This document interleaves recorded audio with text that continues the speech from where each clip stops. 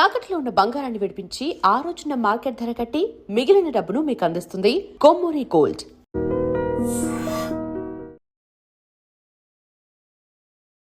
Hi, welcome to I dream. Ramayana glimpse ఈ హనుమాన్ జయంతి సందర్భంగా makers release చేశారు. మొత్తం 2 నిమిషాల 28 సెకండ్లు ఉన్న ఈ గ్లిమ్స్ అంటే ఎప్పటి నుంచో ఈ సినిమా నుంచి ఏదన్నా ఒక ప్రమోషన్ కంటెంట్ వస్తే చూద్దాం అనుకుంటున్న ఆడియన్స్ అందరికీ మంచి కిక్ ఇచ్చింది. సో ఈ నేపథ్యంలో ఈ గ్లిమ్స్ ఎలా ఉంది, ఈ రామాయణ గ్లిమ్స్ విశేషాలు, అలాగే ఈ చిత్ర యూనిట్ ఎలాంటి ఒక పాత్రలో వెళ్తున్నారు ఈ మూవీ విషయంలో, ఇలాంటి అన్ని విషయాలు తెలియజేయడానికి నాతో పాటు సీనియర్ జర్నలిస్ట్ భరద్వాజ్ గారు ఉన్నారు. ఆయన అడిగి ఈ గ్లిమ్స్ విశేషాలు తెలుసుకుందాం. హాయ్ సార్, నమస్తే. నమస్తే అండి. సార్, ఎందుకంటే ఇప్పుడు జస్ట్ ఒక కామెడీగా చెప్పుకోవాలంటే ఇంట్లోనే ఇంత చెప్పాల్సి వచ్చింది నేను. అంటే తనివి తీరట్లేదు ఆ షార్ట్స్ చూసిన తర్వాత. కానీ ఒక సామెత ఉంటుంది కదా సార్, రామాయణం ఎన్నిసార్లు విన్నా ఆ కావ్యం అంతే ఆనందంగా ఉంటుంది హృదయానికి అని చెప్పేసి. అవును. సో ఇప్పుడు చూస్తున్నా సరే ఎంతోమంది సీనియర్ ఎన్టీఆర్ గారి దగ్గర నుంచి రాముడుగా చూసాము, అంజలిదేవి గారిని సీతగా చూసాము, తర్వాత చాలామంది సోహన్ బాబు గారు, ఇట్లా చాలామంది రాముడిగా కనిపించారు. మొన్న ప్రభాస్ కూడా. అయినా మళ్ళీ కొత్తగా ఉంది, మళ్ళీ ఆనందంగా ఉంది అంటే ఒక రకంగా తృప్తినిచ్చినటువంటి గ్లిమ్సే ఇది. సార్. ఏ విధంగా తృప్తినిచ్చిందంటే ఈ మధ్య కాలంలో మనం ఒక ప్రయత్నం చూసాం ఆదిపురుష్ అనే పేరుతో. సార్ ఆదిపురుష్ అనే సినిమా గ్లిమ్స్ దగ్గర నుంచే కొంచెం భయపెట్టిన పరిస్థితి ఉండింది. సార్ అయితే ఇది అలాంటి భయాన్ని కలిగించలేదు. అంటే ఆహార్యానికి సంబంధించి గెటప్పులకు సంబంధించి కూడా కేర్ తీసుకున్నారు కరెక్ట్ అని అర్థమైంది. సార్. అంటే జనరల్‌గా పౌరాణిక చిత్రాలకు సంబంధించి ఒక రెఫరెన్స్ ఉంది. మీరు క్యారెక్టర్లుగా చూపిస్తూ కథని క్రిటికల్‌గా తీసుకెళ్ళినా తప్పు లేదు. అంటే మీరు కంటెంట్‌లో క్రిటికల్‌గా వెళ్ళండి, తప్పు లేదు. కానీ క్యారెక్టర్లని అపహాస్యం చేయకండి. సార్ ఇది పద్ధతి. ఇది ఎన్టీ రామారావు గారు డైరెక్టర్‌గా ఫాలో అయిన సూత్రం. ఆయన తీసిన సినిమాల్లో కొంత ద్రవిడ కోణం ఉంటుంది. సార్ అంటే ఆయన వాంటెడ్‌గానే కొంచెం పెరియార్ ఐడియాలజీ అవి కూడా సినిమాల్లోకి పట్టుకొచ్చాడు. పట్టుకొచ్చి రాముడు ఆర్యుడని, ఇది ఆయన ద్రవిడ భూమిని ఆక్రమించటానికి వచ్చిన వ్యవహారమని ఓపెన్‌గా ఒక సినిమాలో డైలాగ్ చెప్పేసాడు ఆయన. రామారావు గారు. చెప్పాడు. రికార్డెడ్‌గా ఉంది. యూట్యూబ్‌లో కూడా చూడొచ్చు అది. 'శ్రీరామ పట్టాభిషేకం' అనే సినిమాలో రావణ పాత్ర డైలాగ్ అది. సార్ ఆ మునిమృత్యుల ప్రేరణతో ద్రవిడ జాతిని అంతం చేయటానికి వచ్చిన ఆర్యజాతి ప్రతినిధిగా రాముడిని చూస్తున్నానంటాడు ఆయన. అలాంటి డైలాగ్ పరమైనటువంటి ఎక్స్‌ట్రీమ్ ధోరణులు ఉండేవి.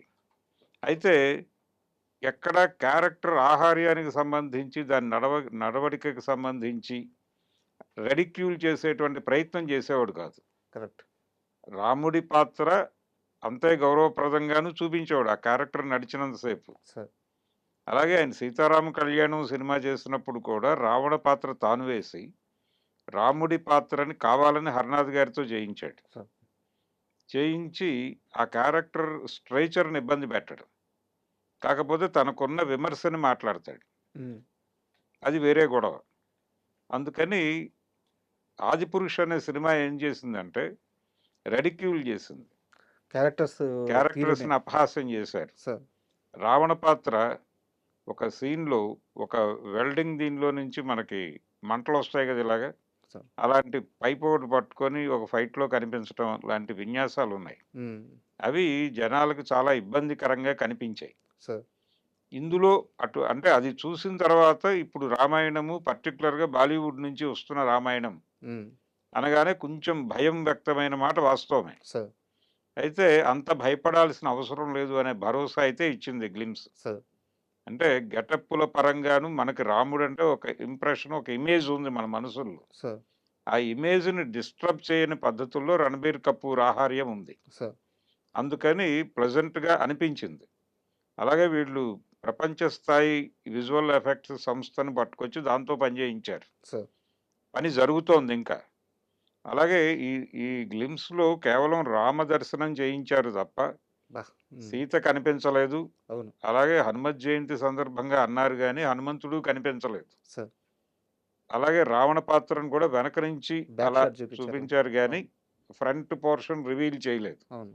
కాబట్టి కేవలం రామ దర్శనమే అయింది. సార్ అయితే ఈ రామదర్శనం విజువల్ ఎఫెక్ట్స్ ఇది మనం ఎలా చూసినప్పటికీ ఆయన రాముడు గెటప్ వేశాడు 'రణబీర్ కపూర్' అనేటువంటి అభిప్రాయం అయితే కలిగింది గానీ, దానిలో ఇంకొంచెం డెప్త్ అనిపించలేదు. సార్. రావాల్సినటువంటి డెప్త్ దీనికున్నటువంటి నిడివి రీత్యా కూడా అనిపించి ఉండకపోవచ్చు అనుకుంటున్నాను నేను. ఈ గ్లిమ్స్‌కున్నటువంటి పరిధి రీత్యా. రేపొద్దున ట్రైలరో, లేకపోతే టీజరో అవి వచ్చినప్పుడు ఇంకొంచెం ప్రభావవంతంగా కనిపించొచ్చు ఈ పాత్ర. ఇప్పుడు ఆల్రెడీ ఒక క్రిటిసిజం మొదలైంది. సార్. అదేంటంటే 'రణబీర్ కపూర్' రాముడు గెటప్ వేస్తే ఎలా ఉంటాడో ప్రపంచానికి పరిచయం చేసినట్టుందిది. అంతే తప్ప ఆయన ప్రభావవంతంగా లేడు అని. ఇప్పుడు నడక దీనికి సంబంధించి రాముడు ఒకలా ఉంటాడు, కృష్ణుడు ఒకలా ఉంటాడు. అంటే కృష్ణుడు ఎలా ఉండాలి అనే దానికి సంబంధించి, రాముడు ఎలా కనిపించాలి అనే దానికి సంబంధించి ఒక గ్రామర్ రాసేశారు ఆల్రెడీ. సార్. ఆ గ్రామర్ పరిధిలో నుంచి చూస్తున్నారు దీన్ని. అలాగే బాలీవుడ్ నుంచి ఇలాంటి సినిమాలు తీయటం చాలా కష్టం అనే అభిప్రాయం చాలా మందిలో ఉంది. కానీ రామానంద సాగర్ తీసినటువంటి రామాయణం అనేటువంటి టీవీ సీరియల్ అద్భుతమైన విజయం సాధించింది అవును. అనేది మనం మర్చిపోకూడదు. సో ప్రయత్నం చేస్తే, అంటే ఇక్కడ ప్రాంతీయ రాముడు కాదు, భారతీయ రాముడు కావాలి.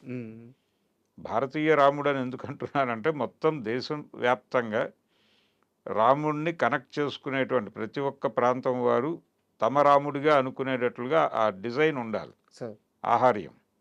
ఇంతకు ముందు నార్త్ ఇండియన్స్ ఒక పద్ధతిలోను, హిందీ సినిమాలో రాముడు ఒకలాగాను, అలాగే దక్షిణ భారత సినిమాల్లో రాముడు ఒకలాగాను కనిపించడం అనేది ఒక పరిపాటి ఉండేది. ఇప్పుడు అలా కుదరదు. మొత్తం మార్కెట్ ఒకటే అయిపోయింది. అవును. సో ఈ ఒకటే మార్కెట్లో భారతీయ రాముడిని ఆవిష్కరించాలి.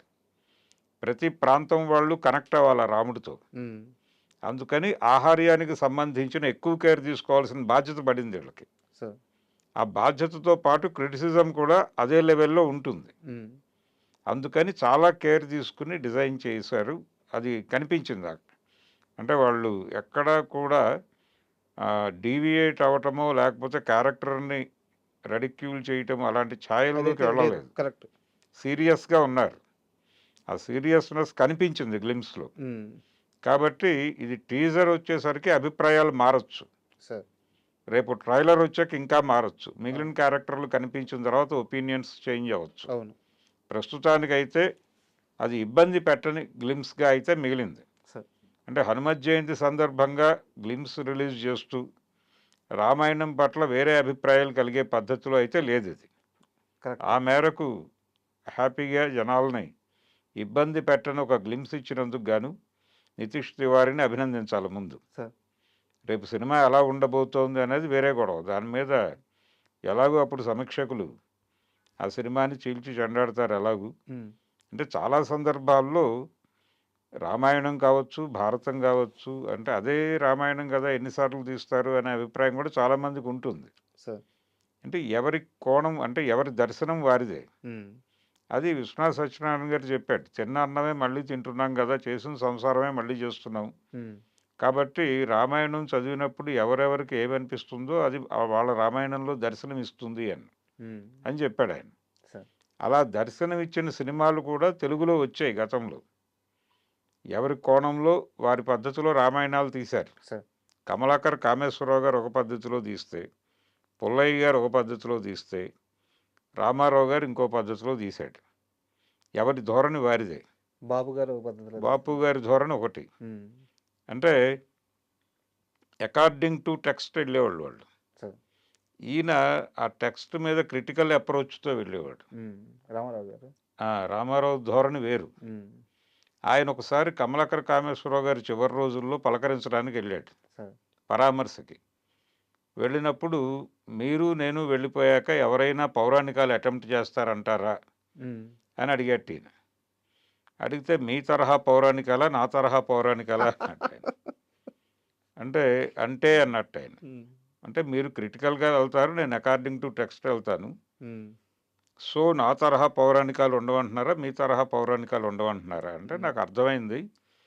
నేను సినిమాని క్రిటికల్గా తీస్తాననే మాట వాస్తవం, నేను అంగీకరిస్తున్నాను. కానీ క్యారెక్టర్ని నేను రెడిక్యూల్ చేయను అని చెప్పాడు ఆయన.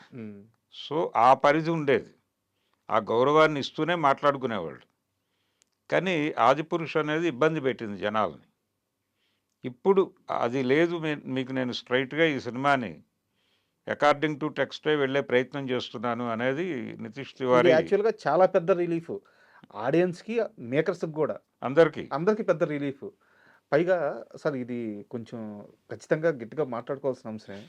4,000,00,00,000 బడ్జెట్ అంటున్నారు. అవును. అసల వింటుంటేనే ఆశ్చర్యంగా ఉంది. ఆశ్చర్యం కలిగించింది గానీ 4,000 కోట్ల ప్రాజెక్ట్ తాలూకా గ్లింప్స్ లాగా అనిపించలేదు అది. సార్, ఆ క్వాలిటీ. సార్. ఇంకొంచెం ఎక్స్‌పెక్టేషన్స్ ఉన్నాయి. హ్మ్. అప్ టు ది మార్క్ లేదు అనే మాట వాస్తవమే. హ్మ్. కానీ ఉన్నదానిలో బెటర్.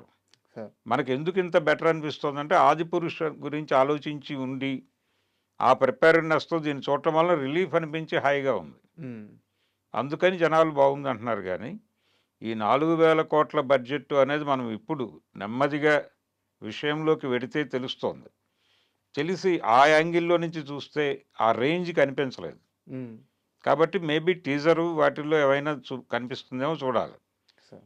అంటే ఇది హనుమత్ జయంతి సందర్భంగా వాళ్ళు హనుమంతుడి పాత్రను కూడా కొంత రివీల్ చేస్తే బాగుండేది. సార్. సీత, రావణుడు అవి మిగిలిన తర్వాత చేసుకోవచ్చు.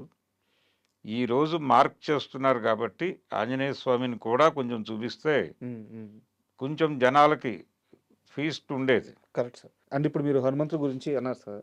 అవును. సన్నీ డియోల్ గారు సో, యాక్చువల్‌గా చాలా మందికి మీరన్నట్టు ఈరోజు వారి లుక్కు ఏమన్నా రివీల్ అవుద్దేమో చూడాలని చెప్పి అనుకున్నారు. అవును. ఎలాగో హనుమాన్ జయంతి కాబట్టి. సో, కొంత నిరాశ అయితే ఈ విషయంలో కరెక్టే సార్. డెఫినెట్‌గా. ఆ! డెఫినెట్‌గా. అండ్ అలాగే రావణుడిగా యష్ కనిపించబోతున్నారు. ఆయన కో ప్రొడ్యూసర్ గూడా ఈ మూవీకి. అవును. అయితే ఆయన బ్యాక్ షాట్ చూపించారు గానీ చాలామంది యష్ ఫ్యాన్స్ ఆహ్, ఫ్రంట్ గూడా చూపించుంటే, ఫేస్ చూపించుంటే, ఆ గెటప్ చూపించుంటే బాగుండేది అదే. గదా! అని అదే. చెప్పి అంటే అనుకుంటున్నారు. ప్రతి క్యారెక్టర్‌కి ఒక రిఫరెన్స్ ఉంది మనకి. సార్. అంటే రావణుడంటే ఇలా ఉంటాడు అని ఒక ఆహార్యం తీర్చారు. హ్మ్. రాముడంటే ఇలా ఉంటాడు అని ఒక ఆహార్యం తీర్చేశారు. హ్మ్. కాబట్టి ఆ ఇంప్రెషన్‌లో నుంచి చూడటమే జరుగుతుంది. సార్. పర్టిక్యులర్‌గా సౌత్ ఆడియన్స్‌కి ప్రతిదీ ఆ ధోరణిలోనే ఉండాలి. హ్మ్. అందుకని ఇది కొంచెం ఏమాత్రం తేడా ఉన్నా ఇబ్బంది పెడుతుంది. హ్మ్. వాళ్ళు వెనక నుంచి చూపించినప్పటికీ గ్రామర్ ఫాలో అయ్యారనే విషయం అర్థమవుతోంది. అర్థమవుతుంది. కరెక్ట్. అర్థమవుతుంది.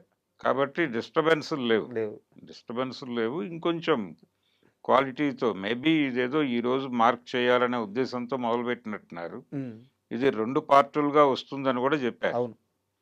2 పార్టులుగా వస్తోంది. ఫస్ట్ పార్ట్ తాలూకా గ్లింప్స్ ఇది హ్మ్. అని చెప్పారు. సో, నిజానికి ఈ ప్రాజెక్ట్ ప్రారంభ దశలో అల్లు అరవింద్ గారి పేరు కూడా వినిపించింది అవును. నిర్మాతల్లో. అవును. కానీ తర్వాత ఎందుకనో ఆయన ఆ ప్రాజెక్ట్ నుంచి పక్కకి జరిగినట్టున్నారు. సార్. మేబీ ఆయన ఇన్‌ఫ్లూయెన్స్‌లో నుంచి సీత పాత్ర సాయి పల్లవి హ్మ్. అని అనుకునే పరిస్థితి ఆయనే తీసుకొచ్చి ఉండొచ్చు. ఓకే. అంటే ఆయనకొక ఇంప్రెషన్ ఉంది ఆవిడ నటన మీద. మనం ఇక్కడ చూసాం గదా! పెద్ద హ్మ్. గొప్ప యాక్టర్. అందుకని డెఫినెట్‌గా సాయి పల్లవి తన ముద్ర వేస్తుంది ఆ క్యారెక్టర్ మీద. సార్. అంటే సీత పాత్ర రామాయణం కోణం అనేది ఒక విశిష్టత. ఇది సీత చరిత్రగానే మొదలుపెట్టాడు ఆయన అని కదా! హ్మ్. అవును. తర్వాత రామాయణం అదే రామాయణం అయినప్పటికీ రామాయణం మీద చాలా చర్చలున్నాయి. అంటే రామాయణమా? లేకపోతే వనవాసమా? అనేటువంటి చర్చ ఒకటుంది. సార్. రామాయణము అంటే రాముడు నడిచిన మార్గము అని. రాముడు నడిచిన దారి, ఆయనం అంటే దారి అని. సార్. నడిచిన దారి అని. రాముడు నడిచిన దారిగా చూపిస్తారా? లేకపోతే వనవాసంగా చూపిస్తారా? అనేది ఒక చర్చ ఉంది. సార్. వనవాసం అంటే ఆ సెన్స్ ఏంటంటే ఆయన్ని వనవాసానికి వెళ్ళమన్నప్పుడు అయోధ్య పక్కనే అడవిలో ఒక పర్ణశాల నిర్మించుకొని అక్కడే ఉండి, ఆ టైం అయిపోయిన తర్వాత తిరిగి అయోధ్యకు వెళ్ళిపోవచ్చాయన. హ్మ్. కానీ అలా లేడాయన. ఆయనం చేశాడు. రామాయణం చేశాడు. తిరిగాడు హ్మ్. అడవంతా. ఈ తిరగటంలో యుద్ధాలు చేశాడు. సార్. ఇదంతా ఒక ప్రయోజనం ఆశించి చేసినటువంటి కార్యక్రమం. లోక కళ్యాణం. లోక కళ్యాణం అనండి, లేకపోతే అయోధ్య కళ్యాణం అనండి. హ్మ్. ఆయన తాను తిరిగిన ప్రాంతాల్లో యుద్ధాలు చేశాడు. పర్టిక్యులర్‌గా అన్నల వేధింపులకు గురవుతున్నటువంటి తమ్ముళ్ళని తనకి మద్దతుగా తీసుకుని, హ్మ్. వాళ్ళకి తాను సహాయపడుతూ, వాళ్ళ అన్నల మీద తాను యుద్ధం చేసి, హ్మ్. ఈ తమ్ముళ్ళని తన తమ్ముళ్ళుగా మార్చుకున్నటువంటి ఒక పరిస్థితి. సార్. అది సుగ్రీవుడు కావచ్చు, విభీషణుడు కావచ్చు. అవును. వాళ్ళని అక్కడ సామంత రాజులుగా పెట్టి ఆయన వచ్చి పట్టాభిషేకం చేసుకున్నాడు. సో ఇది ఒక స్కీమ్ ప్రకారం జరిగింది అనే ఒక ఆర్గ్యుమెంట్ కూడా ఉంది దక్షిణ భారతంలోనే. దీన్ని తన సినిమాల్లో ఓపెన్ గానే చెప్పే ప్రయత్నం ఎన్టీఆర్ చేశాడు. అదొక ధోరణి. జనాలు దాన్ని చూసి మెచ్చుకున్నారు. దానికి కూడా ఓటేశారు. అలాగే ఆయన మహాభారత కథలో కులం గురించి చాలా ఎక్కువగా విస్తారంగా చర్చించినప్పటికీ దానవేరు సూరకర్ణని చూశారు జనాలు. సార్. అయితే పాత్ర ఔచిత్యము, ఆ పాత్రకు ఉండేటువంటి స్కోపు, దాని ఆధారంగా కొంత ఫ్రీ హ్యాండ్ తీసుకుని చెలరేగిన సందర్భాల్లో కూడా వాళ్ళ మీద సీరియస్ అటాక్స్ ఏమి జరగలేదు ఆ రోజుల్లో. కాబట్టి ఈరోజు పరిస్థితి అలా లేదు. ఈరోజు పరిస్థితి అలా లేదు. ఏమాత్రం చిన్న డీవియేషన్ ఉన్నా దాడులు జరుగుతాయి. అందుకని ప్రాపర్ కేర్ తీసుకునే దీన్ని హ్యాండిల్ చేస్తున్నారు. అలాగే రామాయణాన్ని ఎన్హాన్స్ చేసే పద్ధతిలో ఈ జనరేషన్కి కనెక్ట్ చేయడం కోసం కామిక్స్, లేకపోతే వీళ్ళు ఏది చూస్తున్నారు పిల్లలు, ఈ జనరేషన్ యూత్ ఎక్కడున్నారు అనేది చూసి ఆ తరహాలో కామిక్స్, వాళ్ళు చూస్తున్నటువంటి ఇతర విజువల్ కంటెంట్, ఆ ధోరణిలో నేను డిజైన్ చేస్తున్నాను అని చెప్పి ఓం రౌత్ దెబ్బేశాడు అప్పుడు. సో ఇప్పుడు అలాంటి ప్రయత్నం కూడా కనిపించలేదు మనకి. అవును. కాబట్టి కొంత రిలాక్స్డ్గానే ఉంది. ఆ మేరకు సక్సెస్. Thank you sir. ఎందుకంటే చాలామంది ఈ సినిమా కోసం, ఈ సినిమా అనౌన్స్మెంట్ అయినప్పటి నుంచి కూడా ఏదన్నా ప్రమోషనల్ కంటెంట్ వస్తుందేమో చూద్దాం ఎలా ఉండబోతుందని చెప్పి ఎంతోమంది వెయిట్ చేస్తూ ఉన్నారు. ఈరోజు వాళ్ళందరికీ మీరు అన్నట్టు ఒక చిన్న ఎగ్జాంపుల్ మాత్రమే రిలాక్సేషన్. ఈ గ్లిమ్స్. సో ఫ్యూచర్లో మంచి ఇంకా పెద్ద ప్రమోషన్ కంటెంట్ రాబోతుంది. సో ఒకవేళ ఈ సినిమా మీరు ఈ కమర్షియల్ క్యాలిక్యులేషన్స్ ఏదైతే ఉన్నాయో వీటన్నిటికీ కొత్త అర్థం చెప్పే ఛాన్స్ కూడా ఉండొచ్చు.